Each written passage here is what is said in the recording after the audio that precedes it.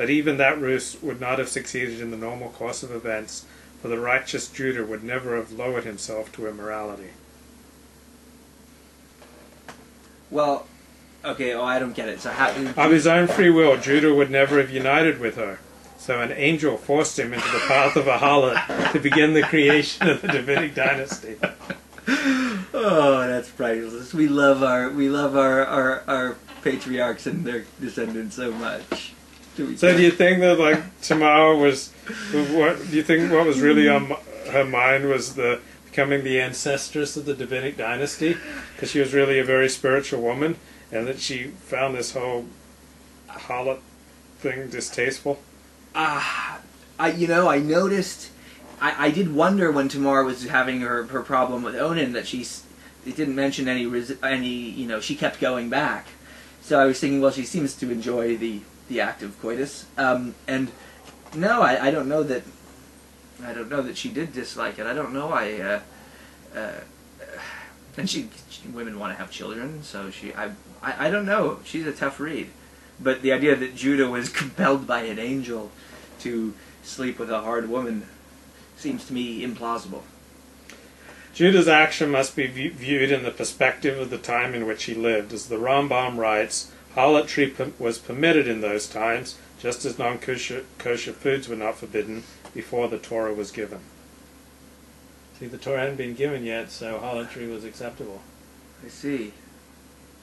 Yeah, but... It's kind of like Nevada. But then why did they say they're... Right. But then why does he say he's going to burn her once she's pregnant by harlotry? Right. So that's why we have the ArtScroll commentaries. So, I mean, that's pretty harsh. And let her be burned. Because Tamar was the daughter of Shem, who was a priest, they sentenced her to be burned. So the Rambam points out, the unmarried daughter of a priest is not liable to the death penalty, so there had to be other reasons for the death sentence. Mizrahi explains that there were indeed extenuating circumstances. Perhaps sexual misconduct was so rampant that extraordinary measures had been instituted to curb it, or the exalted status of the families that had been shamed by Tamar, Judah and Shem's, was sufficient to demand an unusual penalty. Judah condemned her to this punishment because he was a great chief, and his daughter-in-law's harlotry was an affront to his status, just as a priest's daughter who commits harlotry is condemned for having thereby profaned her father. The judgment would not have been meted out to a commoner. Well, all I know is this. Then let's look at... If I look at Judah's behavior then, and this is what I see. He takes his daughter-in-law, who wants to have a child desperately, and sends her up back to live with her parents and abandons her, doesn't give her his other sons, and just leaves her to rot as a barren. Goes and sleeps with a prostitute just because she sees her there and he digs it, and has no problem with prostitution on his end, and then decides to burn the daughter-in-law who he abandoned because she was given child by somebody else. So it's not there's not a lot of respect for women in that narrative to me, and not a lot of righteous behavior on Judah's part, so far as I can see.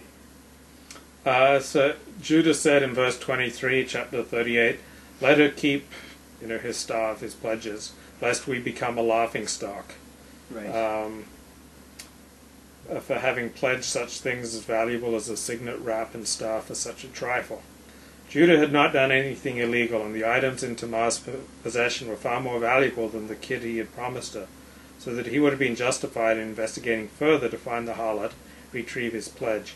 Nevertheless, Judah was ready to forfeit the pledge, for it is improper to discuss sexual matters in public, even if they do not involve forbidden conduct.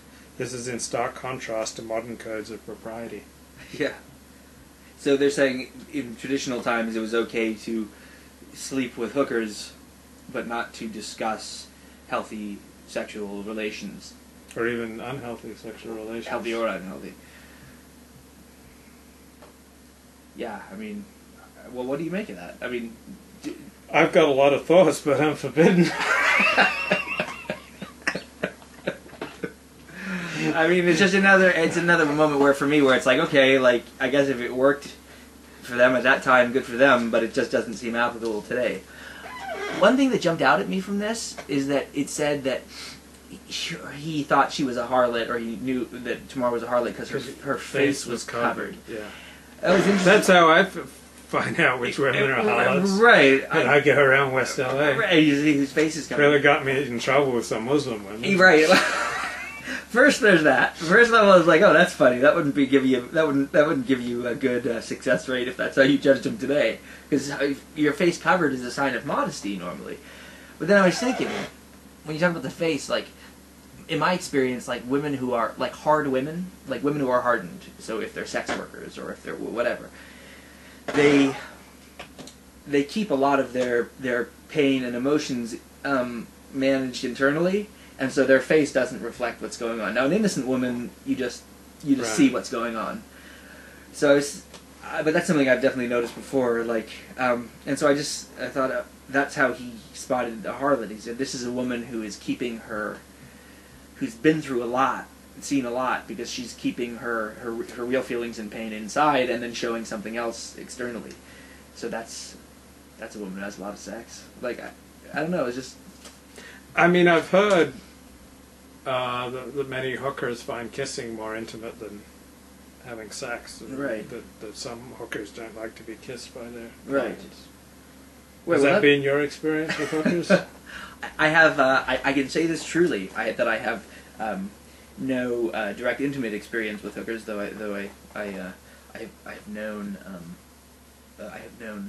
sex workers. Yes, no non-bigly sex workers, and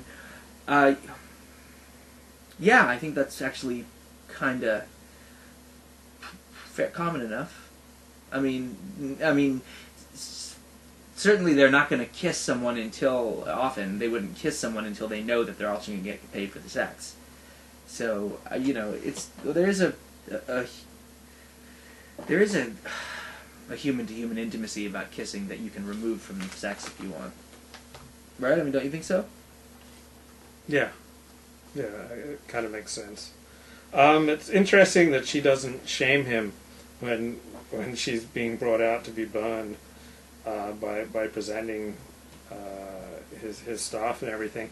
It reminds me of something I read by author Humphrey Knipe, that but in contrast to children who are shaming each other all the time, adults rarely shame each other in person. So it's one of those things, as people get older, they stop doing. But when you say shame each other in person, if you're all in the same room, right? Now they may write a blog that shames you. Oh, they rarely shame you in person. Yeah. Oh, yes. So yes, it's that happens as you're growing up. You can see it happen. People will stop. I've seen fights break out only once somebody turned their back because they can't try to hurt someone while they're looking at them. Right. You know, like, yeah, I think that's there's a lot of truth to that. I've had people who want to make requests of me to take down stuff, and it's really important to them to meet me in person and make me look them in the eye. Yeah, well, at that moment, tell them why I need to. Yeah, they want to show you their humanity in service of making you do something that they want. Right, right. Very, very nice. Yeah, well, see, intimacy can be manipulative. In that case, I would think that's an example of it. But yeah, well, also, I mean, there's also, I think, a self-defense thing there. Usually you don't get, I think it's rare that you get, the only way to get someone to do something you want is to make them want it for some reason. Even if they're just scared or whatever, but you have to make them want it. And shaming someone is not a good strategy for eliciting wanted behavior, because it makes them hate you. Right. And when people hate you, usually, yeah, that's not so great usually. So yeah, I mean, I think maybe Tamar, maybe she was being that gentle again just out of self-interest, because she knew if she really pissed Judah off, she was in trouble. So chapter 39, verse 6, Potiphar left all that he had in Joseph's custody, except for the bread that he would eat. According to the ArtScroll commentary, this is a delicate expression. Bread here refers to his wife. Wait, okay, so Potiphar left all that he had in right. in Joseph's custody. Right. Except for the bread that he would eat. Except for the bread he would eat, and that's a reference to his wife. Well,